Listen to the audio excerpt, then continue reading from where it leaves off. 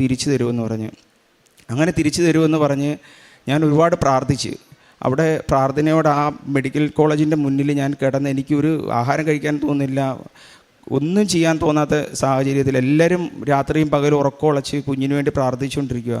അങ്ങനെ കുഞ്ഞിനെ വെൻറ്റിലേറ്ററിൽ നിന്നൊക്കെ ഇറക്കി കുഞ്ഞ് ഇപ്പം സൗഖ്യപ്പെട്ട് മാതാവിൻ്റെ തിരുനടയിൽ കൊണ്ടുവന്ന് സാക്ഷ്യം പറയാം എന്ന് പറഞ്ഞതിനാണ് ഞങ്ങളോട് സാക്ഷ്യം പറയാൻ വേണ്ടി വന്നത്. മാതാവിനും തിരുക്കുമാരനും 1000 നന്ദി. നിലവിൽ എൻ്റെ ശാസ്ത്രത്തിന് പ്രാധാന്യം കൊടുക്കുന്നില്ല എന്നല്ല, ഈ ശാസ്ത്രത്തിൻ്റെ അടുക്കൽ നമ്മൾ എത്തണമെങ്കിൽ യേശുവിൻ്റെ കരസ്പർശം ഉണ്ടാവണം. അതാണ് എനിക്ക് മനസ്സിലായത്. കാരണം ഞാൻ ശാസ്ത്രത്തിന് മാത്രം പ്രാധാന്യം കൊടുത്ത് എൻ്റെ കുഞ്ഞിനെ കൊണ്ട് ഹോസ്പിറ്റലിൽ ചെല്ലാൻ പറയുമ്പോൾ ആ ഒരു മിനിറ്റിൽ അല്ലെങ്കിൽ ആ പറയുന്ന സമയത്ത് കുഞ്ഞിൻ്റെ ജീവൻ നിലച്ചു പോകുന്നതിന് മുമ്പ് അവിടെ എത്തിക്കുന്നത് ശാസ്ത്രമല്ല, അത് ദൈവത്തിൻ്റെ ഒരു കരുതലാണെന്ന് മനസ്സിലാക്കി